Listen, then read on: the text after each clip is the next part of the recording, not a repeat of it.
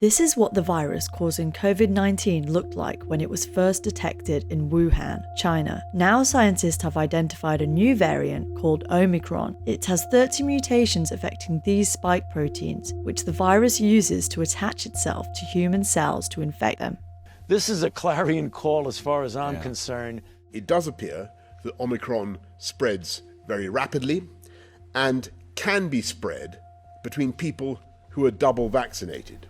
Scientists in South Africa first sounded the alarm over the variant. As people start to move even more over the next few weeks, this will be all over.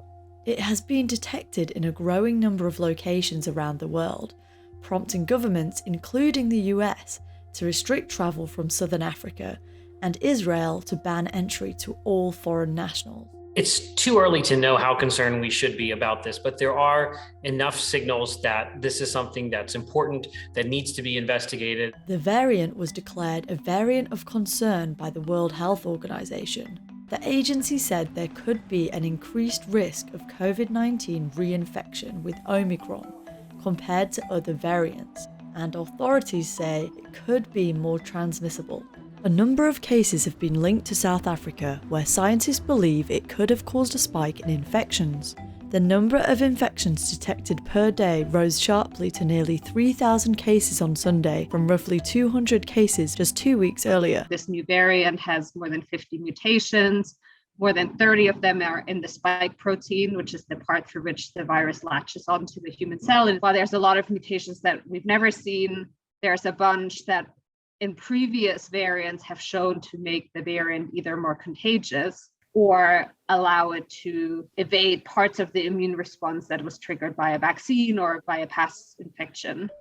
The Omicron variant has twice as many mutations as the Delta variant, a highly contagious strain that was identified in India October of last year and became the dominant form of the virus around the world. Now scientists are racing to investigate how widespread the Omicron variant could be. It's hard to know exactly how much it's spread. Most cases don't get diagnosed, and an even fewer number get sequenced. So whatever number of cases are officially reported, or whatever number of countries that have officially reported cases, that is likely an underestimate with an efficiently spreading respiratory virus. So I suspect you'll find more cases in more countries.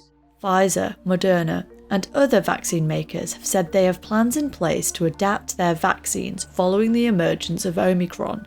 BioNTech, which developed one of the most commonly used COVID-19 vaccines together with Pfizer, said they expect to be able to tweak their vaccine in around 100 days if needed. When it comes to variants, when they possess certain mutations that have already been associated with certain changes in the behavior of the virus, like the ability to evade vaccines or monoclonal antibodies or prior immunity, or the ability to transmit more efficiently, those have to be taken seriously and have to be investigated because it may change how we need to respond to or think about the virus and the trajectory of the pandemic. Scientists have also warned for months that the risk of new variants is higher where vaccination rates are lower, especially in areas with people who are immunocompromised.